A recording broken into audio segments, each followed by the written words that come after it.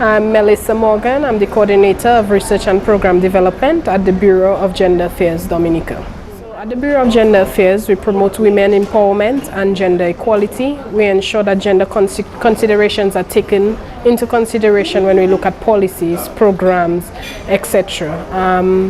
We do a lot of advocacy, awareness. We collect data when it comes to domestic violence, gender-based violence, etc.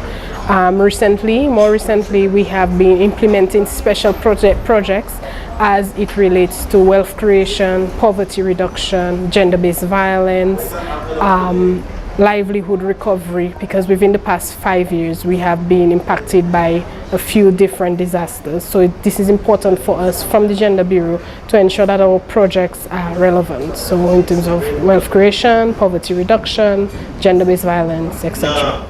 Over the past few weeks, well, actually UNFPA has been here since December. They responded very urgently after Hurricane Maria, even after Tropical Storm Erica, which we had a few years ago. For this workshop, it's actually the final of a few workshops that we've had over the past month. So we started with a referral pathway training, which aimed to strengthen referral pathways for survivors of gender-based violence. Because I'm sure globally, not only here locally, but survivors have an issue in accessing the services that they need.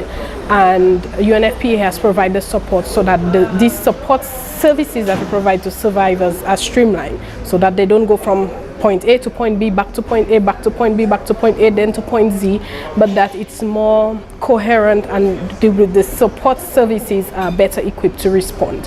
So we started with that, where we strengthened referral pathway for the survivors.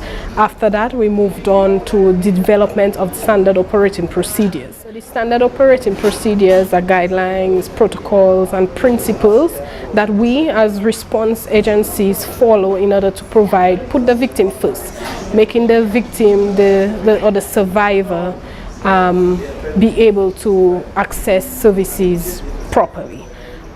So we have, over the past few weeks, in collaboration with many agencies, although the Gender Bureau take lead, it would not have been possible without our partners. So we partnered with the NGO Coalition, Lifeline Ministries, the Dominica National Council of Women, Caribbean Male Action Network, and a few other government divisions that helped us put together this document.